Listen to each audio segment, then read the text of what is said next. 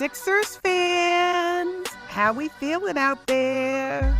Hey y'all, my name is Lauren Gordon. Some of you may already know me on social media as Lauren Fan of the Year. Others may have just stumbled upon this podcast, but either way, I want to first thank all of you for tuning in to Season 3, Episode 15 of my very first podcast.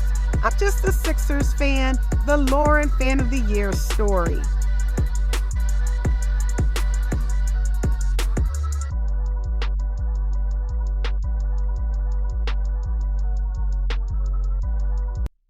Now let's continue the story. Y'all, the time is now May 12th, 2022. My Philadelphia 76ers were just eliminated by the Miami Heat.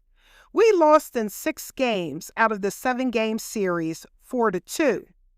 4 days later, on May 16th, the Sixers communications team sent out an end-of-season social media post that read, "Thank you to the most passionate fans in the NBA." It was a collage of different Sixers fans, and y'all, it did not take me long to see right above the caption was a photo of me holding up the peace sign. A lot of my friends saw the post and tagged me. I felt special because in my mind, the Sixers were thanking me personally and recognized me as one of their most passionate fans. What's crazy is I don't even recall taking the photo that they used in that fan collage, but somehow they managed to capture me and my Sixers passion in this great shot.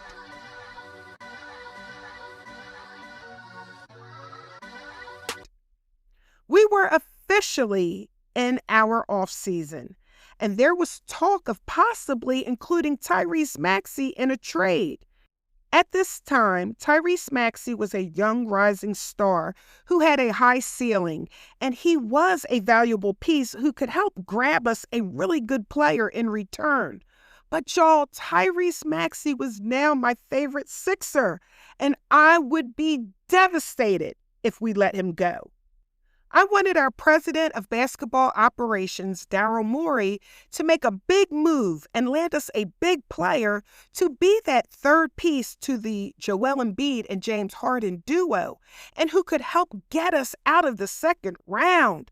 I wanted to grab Bradley Beal, but not if it meant giving up Tyrese Maxey. For me, Maxey was off the table. There had to be a way to get this done without sacrificing Maxey. On May 21st, Sports Illustrated had a social media post with the caption, "The Philadelphia 76ers are reportedly informing teams that Tyrese Maxey is untouchable this season." I thought, woo, I was so relieved. That's all I needed to hear. I'm like, okay, we're good.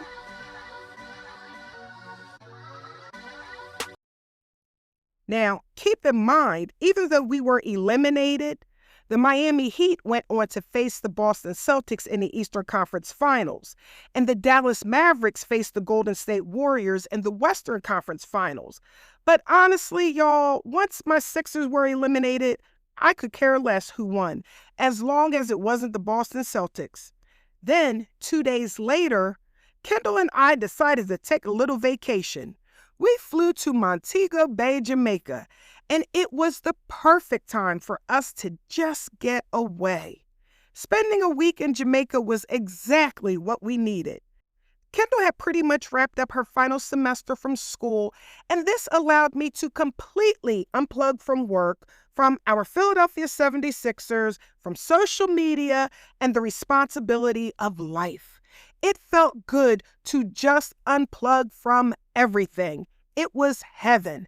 And y'all, the resort was absolutely beautiful.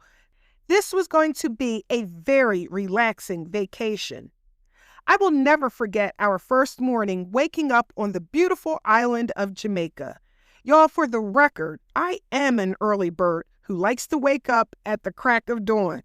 Kendall likes to sleep in. So on that particular morning, I quietly got dressed. I put on a blue tank top that had Sixers in red across the chest, and I wore matching red cheerleader style shorts with white trim.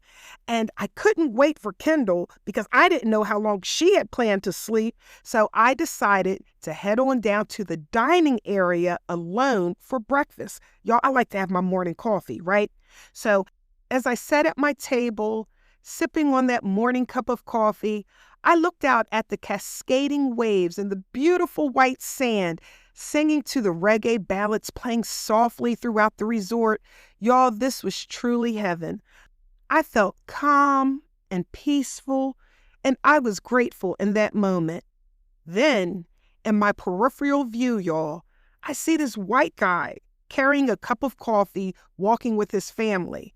There were probably about 100 people in the dining area at this particular time, but y'all, like a moth to a flame, he caught my attention. He was wearing the iconic black Allen Iverson jersey. I was like, what are the odds that I'm in Jamaica, it's first thing in the morning, and I spot a Sixers fan? The guy sipping on his coffee as he sat down made eye contact with me, and he and I both smiled. I gave him a little nod, and then I pointed to my shirt that had Sixers across the chest. And I said, "Hey, are you a Sixers fan? Are you from Philly?" He said he liked the Sixers, but he was a bigger Allen Iverson fan. And then he added that he was actually from the Netherlands. And I was like, this is crazy. I can unplug from work, but I can't shut off my attraction for my Philadelphia 76ers. Like, what are the odds that a Sixers fan is in Jamaica wearing an Allen Iverson jersey the same day that I wear my Sixers shirt, and we are just seated tables apart? Like, y'all, this is crazy. And keep in mind, all the people in that resort, I didn't see any other NBA team represented other than this guy wearing a Sixers jersey. That was crazy to me. Then I realized it doesn't matter where I am. Some sign from the Sixers will always find me. Remember, the same thing happened to me when I was in the Dominican Republic. It doesn't matter where I travel. Sixers fans are everywhere, and I love it. It's always a reassuring sign.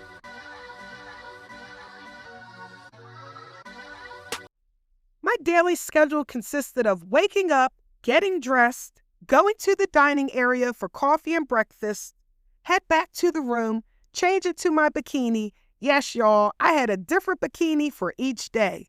Then I'd head to the beach, and when I got tired of the beach, I'd walk to the pool bar, and then I would head back to the beach to take a nap on those reclined chase loungers. Y'all know the chairs I'm talking about. They're like deck chairs, but you can recline them like all the way back, and there were plenty of them on the beach. And each chair had those like straw umbrellas overhead. Listen, I would put my sunglasses on, recline that joint all the way back, and I could just listen to the sound of the waves, y'all, and just the breeze blowing through my hair. It was heaven. And then whenever I got hungry, I just walked to this little hut that was down this path that served hot food.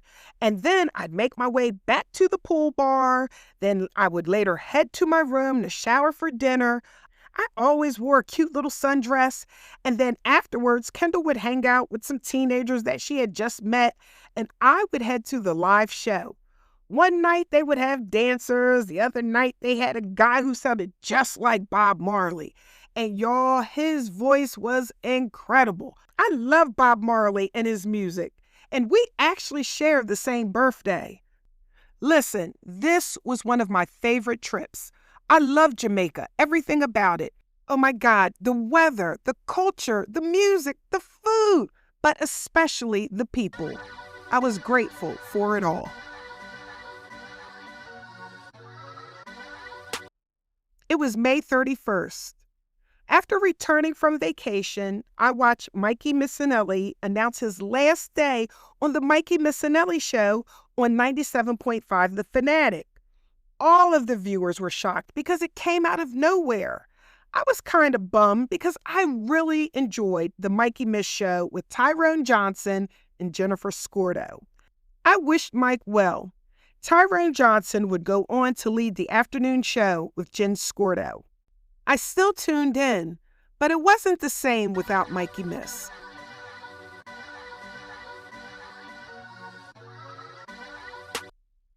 On June 5th, Utah Jazz head coach Quinn Snyder resigned. Later, a report came out that Donovan Mitchell, who was with the Utah Jazz at the time, y'all, was, quote, unsettled, unnerved, and wondering what Quinn Snyder stepping down means for Utah's future, end quote. I was like, hell, I'd welcome Spider, that's his nickname, y'all, with open arms. Remember, Donovan Mitchell and Ben Simmons were the top two players up for Rookie of the year that Ben won. Then on June 7th, y'all, that is a big day because first of all, it's my youngest sister Courtney's birthday. It's also my favorite athlete, Allen Iverson's birthday. It's also Prince's birthday. And it's also non-Sixer, but NBA Hall of Famer Tiny Archibald's birthday. It's a big day because it's 6-7 day, basically 7-6 in reverse, right? Later that evening, I read that Sixers president Chris Heck announced his resignation. Again, another surprise. And I remember I met Chris Heck when I won Fan of the Year back in 2019. He was a great guy. He was so down to earth. I was surprised by this announcement, but I also realized there were lots of changes being made around the league. Now, here's a little fun fact. Everyone's familiar with the ringing of the bell ceremony, right? Before each Sixers home game. Everyone's excited as to who's going to ring the bell tonight. And yes, I had the honor and privilege of ringing the bell. Well, y'all, that ceremony was all because of Chris Heck. That was his idea. Yep, it's true.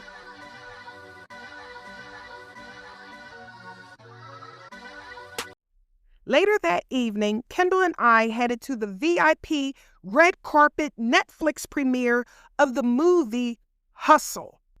It was filmed in Philly and starred Adam Sandler, Queen Latifah, who played the wife of Adam Sandler's character, and y'all, Adam Sandler and LeBron James produced the film Hustle. There were lots of NBA players playing themselves in this fictitious film. It included our Tyrese Maxey, Tobias Harris, and Matisse Thybulle. The film also included my friend Anthony the Cuz Gargano. Honestly, y'all, Ant was the reason Kendall and I were there in the first place. See, a few days prior, while listening to the midday show on 97.5 The Fanatic, I called in and gave a spiel as to why I should receive the tickets to the red carpet film premiere. Honestly, I can't remember exactly what I said, but I won. I brought Kendall along as my plus one, and we arrived at the Philadelphia Film Society a little early because we still had to find parking and get in line to pick up our wristbands. We were able to find Anthony Gargano in the main lobby and thank him in person for this amazing opportunity. We saw a lot of familiar faces in the crowd. Sixers player Tobias Harris, Sixers sideline reporter Lauren Rosen, Sixers arena host Christian Crosby, and we also saw Kenny Smith, a.k.a. The Jet. Y'all may know Kenny from his TNT show with Charles Barkley, Shaq, and Ernie. Listen, Kenny Smith was an incredible point guard. And you know what's crazy? Even though Kenny Smith won back-to-back championships with the Houston Rockets, I don't believe he's been inducted into the NBA Hall of Fame. Yeah, I don't think he's actually a Hall of Famer, but y'all check me on that. Well, anyway, the Hustle movie was really, really good. Who doesn't love a good sports movie about basketball, the NBA, that takes place in Philly? It was so good. our guy Anthony Gargano had a speaking role as a news reporter, and Kendall and I cheered when we saw him on the big screen. It was also my first time really seeing Juancho Hernan Gomez, who was one of the main characters in the film. He was no superstar, but he was still a decent player who played for the Denver Nuggets, the Minnesota Timberwolves, the Boston Celtics, the San Antonio Spurs, and the Utah Jazz before ending his career with the Toronto Raptors in 2023. The film also starred a young Anthony Edwards, Ant-Man from the Minnesota Timberwolves, and this was his acting debut on the big screen. Anthony Edwards was the antagonist in the film, and I was actually very impressed with his acting, even though it didn't seem too far off from who he is in real life. And one of my favorite quotes from the movie was said by Adam Sandler's character, Stanley Sugarman, who was a down-on-his-luck NBA scout. He said to Juancho Hernan Gomez's character, quote, "Philadelphia, you're going to love it. Best sports fan in the world. Actually, the worst, but that's what makes him the best," end quote.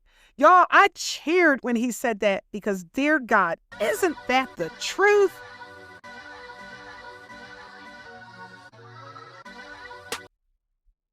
On June 15th, it was reported that the Utah Jazz are interviewing 76ers assistant Sam Cassell for their open head coaching job to replace Quinn Snyder. I was like, no!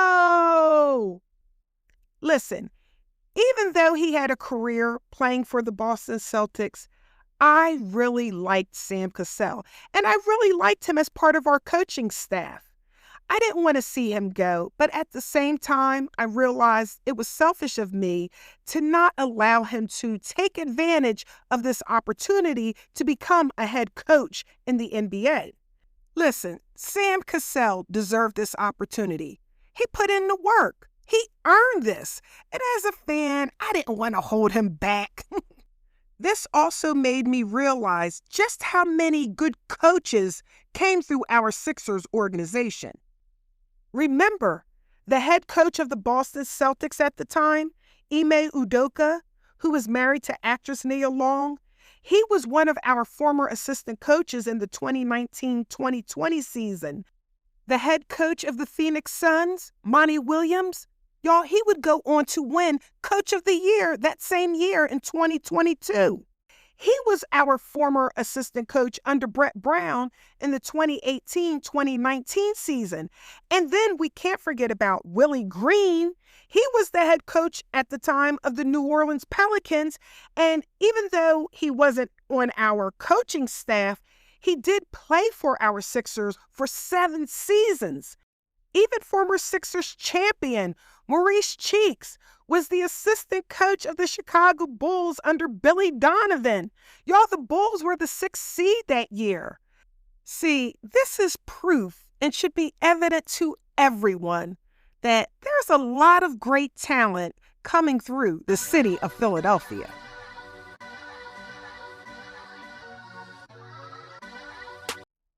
The Boston Celtics would go on to beat the Miami Heat, and the Golden State Warriors beat the Dallas Mavericks to advance to the NBA Finals. And on June 16th, the Golden State Warriors became the 2022 NBA champions, defeating the Celtics in 6 games, 4-2 of the 7-game series. Steph Curry was the Finals MVP.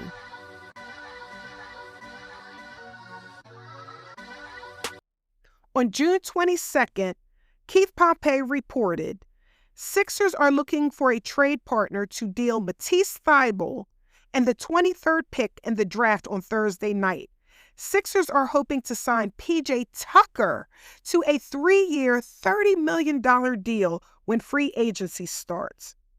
I responded, I hate to see Tease go, but P.J. is an upgrade for sure. I may be the minority, but heck yeah, I would move Tease and the 23rd pick for P.J. Tucker and Eric Gordon. The next day, June 23rd, it was reported the Philadelphia 76ers have traded Danny Green and the 23rd overall pick to the Memphis Grizzlies for DeAnthony Melton. Oh, man. I know. I would play Danny Green as the old man on the team, but for real, the Green Ranger was a good guy, and he contributed when we needed him the most. Now, Shake Milton's future was also in question, but it was later reported that the Sixers picked up Shake Milton's team option.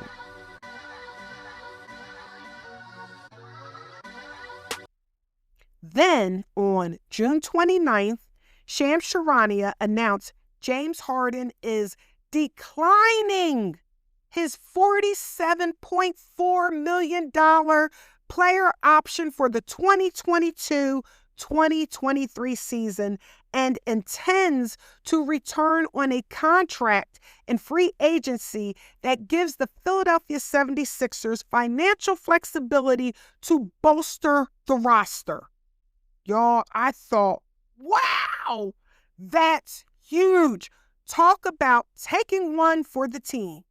Jeez, say what you want about James Harden. Y'all, that was a generous move for the betterment of our team. Then, another Shams announcement. Kevin Durant has requested a trade out of Brooklyn. I thought, ooh, things are getting very interesting. Then it came out, apparently, we are all in with pursuing KD. I was like, listen, I just want to win a championship, and I have to trust Daryl Morey. But y'all, Kevin Durant ended up staying in Brooklyn, but was traded to the Phoenix Suns later in February of 2023. Then it was announced that we got PJ Tucker and Daniel House Jr. On June 30th, I posted, "Welcome Tucker in House. I got to read up on House. What y'all know about him?" Because honestly, I didn't know anything about Daniel House Jr.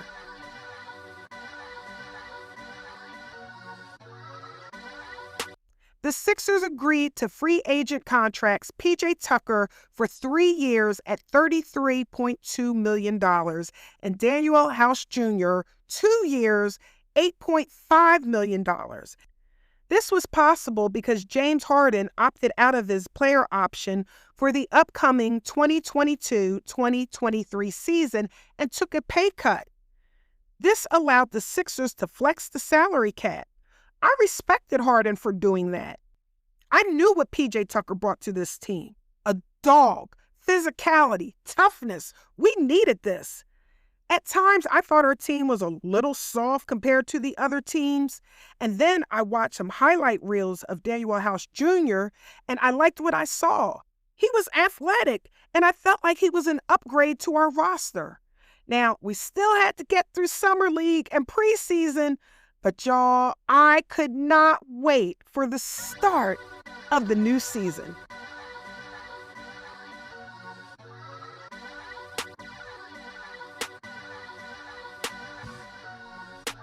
Thanks for tuning in, y'all.